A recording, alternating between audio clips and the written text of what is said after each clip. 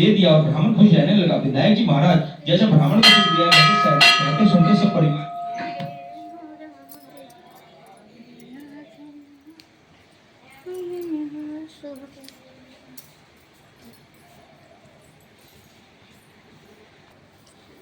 लगता है गंदे हाथ ना।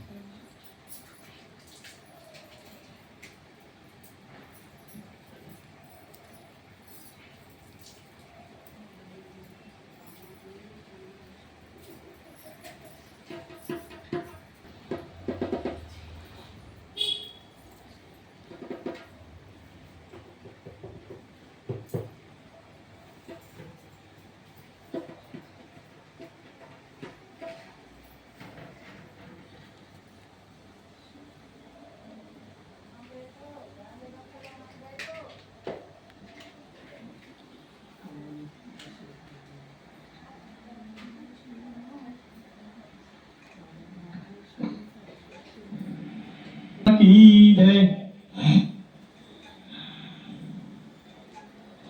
नरक चतुर्दशी, नरक चतुर्दशी है ना जी।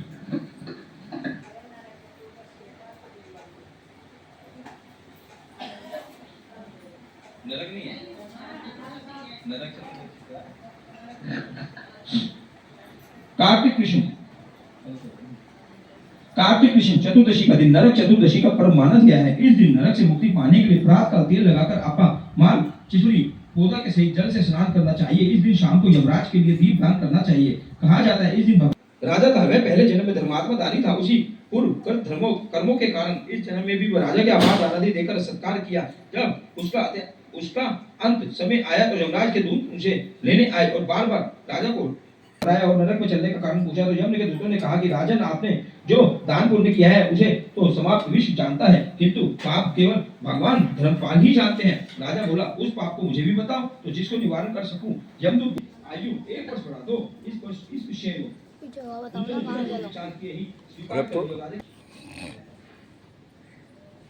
बनाए और उसे लगाए। बाद में नहाए, पट्टे के नीचे तेल का दिया जलाकर गर्म पानी से सिर सहित नहाए। भोजन करने से पहले इस प्रकार पूजा करें। एक थाली में पूजा की सामग्री, एक में कच्चा, एक में चौमुखा दिया और 13 दिए लगाए। उसमें भी तेल बत्ती डाल दे। पूजा सामग्री और दिए गद्दी के और घर के लिए अलग अलग जलाएं। दिए की पूजा करें। कर दिए पर जल, रोली, चावल, गुड़, धूप, अबीर, गुलाल, फूल, 400 हरी दक्षिणा चढ़ावे। शाम को पहले गद्दी की पूजा करें, बाद में घर आकर पूजन करें। सारी सामग्री चढ़ा दे। घर में इसी प्रकार पूजा करने के बाद सारे दिए जलाकर सब कमरों में, रसोई चौक में, सीढ़ी पर रख दे। सब कमरों में रख दे। गणेश जी व लक्ष्मी जी की आगे धूप कर दे। बोलो लक्ष्मी माता की जय।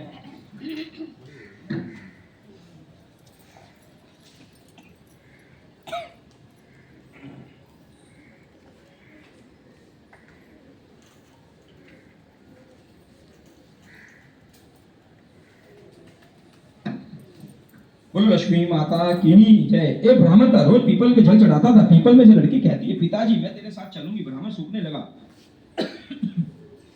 ब्राह्मणी बोलती, क्यों सूखते हो? ब्राह्मण बोला, पीपल में से एक लड़की कहती है, पिताजी मैं तेरे साथ चलूंगी। ब्राह्मणी बोली, कल ले आना, जहाँ 6 लड़की है वह 7वीं भी रहेगी। दूसरे दिन ब्राह्मण ने आया। उस दिन आटा मांगने गया तो थैला भर भर के मिला। आटा छानने लगे तो लड़की बोली, माँ मैं छानूंगी ना बेटी पावनी, ना बेटी पावनी, धोली धोली हो जाएगी, ना छानूंगी। उसने छाना, परात भर गई, खाना बनाया लगी। तब भी बोली, ना मैं बनाऊंगी। तो माँ बोलती है, बेटी उंगली जल जाएगी, ना मैं ही बनाऊंगी। रसोई में गई, 36 प्रकार के भोजन बनाए, सबको पेट भर भर कर दिया और दिन में भूखे रहे। उस दिन पेट भर भर के खाना खाया। आया भाई आया, जीजी मुझे तो भूख लगी है, रोटी खाऊंगा। क्या बात है, तेरे मामा आया है, रोटी खाएगा। फिर रसोई में गई, 36 प्रकार के भोजन बनाए और बना के लाकर दिया। मामा को जिमा दिया, जीजी ऐसा भोजन कभी ना खाया जैसा आज खाया है। भाई तेरी पावनी भांजी है, उसने बनाया है। मामा खाकर चला गया और शाम हुई। चौकी बोली, माँ चौका लगाकर, चौका दीवा जलाकर दिया। कोठे में सोऊंगी ना बेटी, तू डर जाएगी, ना कोठे में सोऊंगी। कोठे में गई और आधी रात को उठी, चारों तरफ आंख मारी, धन ही धन हो गया और धन ही धन हो गया। जाने लगी बाहर। बूढ़ा ब्राह्मण सो रहा था। बेटी तू कहाँ चली? बोली, मैं तो लक्ष्मी माता हूँ, इसके 6 बेटी थी, तेरे दिल दूर करने आई थी, इन्हें करवाना है तू भी करवा ले। तो उसके घर में चारों तरफ आग फैलाई, धन ही धन हो गया।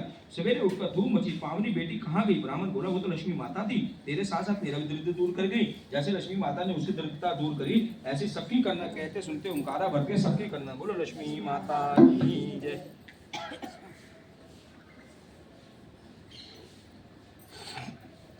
बोलो बुद्धि महाराज की जय। एक समय एक व्यक्ति अपनी पत्नी को विदा करवाने के लिए अपने ससुराल गया था। वहां पर कुछ दिन रहने के पश्चात सास ससुर आए विदा करने के लिए। सब कहा, किंतु सबने कहा आज बुधवार का दिन है, आज के दिन गमन नहीं करते हैं। वह व्यक्ति किसी प्रकार की माना नहीं और हठ धर्मी करके बुधवार के दिन ही अपनी पत्नी को विदा करता ले गया, अपने नगर में चल पड़ा। राह में उसकी पत्नी को प्यास लगी और उसने अपने पति से कहा, मुझे बहुत जोर से प्यास लगी है। तब वह व्यक्ति लोटा लेकर रथ से उतर कर जल लेकर चला गया। जैसे ही वह व्यक्ति पानी लेकर अपनी पत्नी के निकट आया, वह देखकर आश्चर्यचकित रह गया कि ठीक अपनी ही जैसी सूरत, जैसी वेशभूषा जैसा एक व्यक्ति अपनी पत्नी के साथ पात रथ में बैठा हुआ है। उसने क्रोध में कहा, तू कौन है? मेरी पत्नी के निकट बैठा है। तू दूसरा व्यक्ति बोलता है, ये मेरी पत्नी है, अभी अभी ससुराल से विदा कराकर लाया हूँ। वह दोनों व्यक्ति परस्पर झगड़ने लगे। तभी राज्य के सिपाही आकर लोटे वाले व्यक्ति को पकड़ने लगे। स्त्री से पूछा, तुम्हारा असली पति कौन सा है? तब पत्नी शांत ही रही, क्योंकि दोनों के एक जैसे थे। वह किसे अपने असली पति कहे और वह व्यक्ति ईश्वर से प्रार्थना करता हुआ बोला, हे परमेश्वर, यह क्या लीला है? सच्चा झूठा बन रहा है। तभी आकाशवाणी होती है, मूर्ख, बुधवार के दिन तुझे गमन नहीं करना चाहिए था, तुझे किसी की बात नहीं माननी चाहिए थी। यह सब लीला बुद्धदेव भगवान की है। उस व्यक्ति ने बुद्धदेव से प्रार्थना की और अपनी गलती के लिए क्षमा मांगी। तब बुद्धदेव जी अंतर्धान हो गए। वह अपनी स्त्री को लेकर घर आया और तथा बुधवार का व्रत दोनों पति पत्नी नियमपूर्वक करने लगे। जो व्यक्ति इस कथा को पढ़ता है, श्रवण करता है तथा सुनाता है, उसके बुधवार के दिन यात्रा करने का कोई दोष नहीं लगता, उसको सर्व प्रकार के सुख की प्राप्ति होती है। बोलो बुद्धदेव भगवान की जय।